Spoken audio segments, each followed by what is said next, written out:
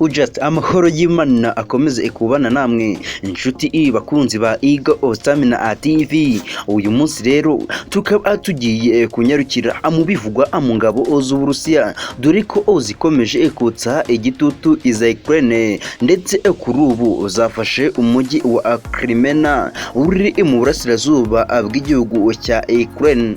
Perezida wa Ukraine Volodymyr Zelensky yavuze ko ibitero by'Uburusiya byimukiye mu gice kizwi nka Donbass mu burasirazuba bwa Ukraine. Guverineri wa Crimea yatangaje ko ingabo za Ukraine zikuye mu mijyi wa Crimea nyuma y'ibitero byagabwe n'Abarusiya.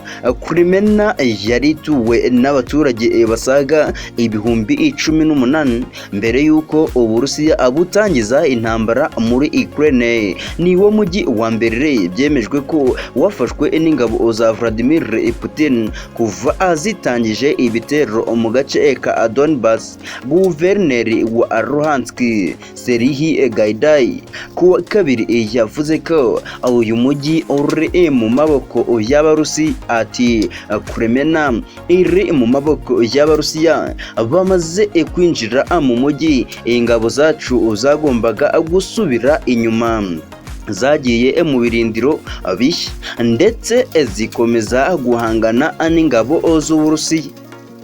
Al Jazeera dukesha iyi nkuru yanditse ko Guverineri Serhiy Gaidai atigeze atangaza igihe ingabo z'Uburusiya zafatiye umujyi wa Crimea, avuga ko watewe impande zose.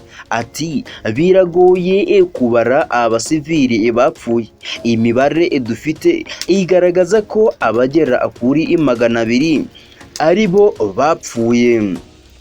Uburusiya bwatangije intambara yeruye kuri Ukraine ku 24 Gashyantare 2022 mu cyo bwise ibikorwa bya gisirikare bitagamije guhungabanya abaturage. Kuri ubu abaturage bo muri Ukraine ariko byarangiye babibangamiwemo. Umugaba mukuru w'ingabo za Ukraine we yatangaje ko Uburusiya bushaka kwigarura ibice bya Donetsk na Luhansk no gushyiraho inzira y'ubutaka igera ku gace ka Crimea abwigaruriye.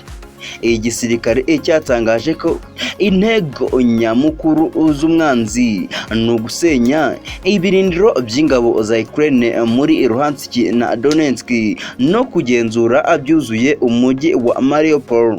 Umuvugizi wa Minisiteri y'Ingabo mu Burusiya Major General Igor yavuze ko ibisasu bya misile byangije ibirindiro 13 by'ingabo za Ukraine, mu gihe ibisasu byarashwe n'indege ku bikorwa bya gisirikare birimo n'ububiko bwa misile. Uburusiya bwatangaje ko bwarashe misile mu duce twinshi mu majyaruguru ashyira uburasirazuba bwa Kharkiv ndetse n'utwa Zaporizhzhia. Hasta la vista.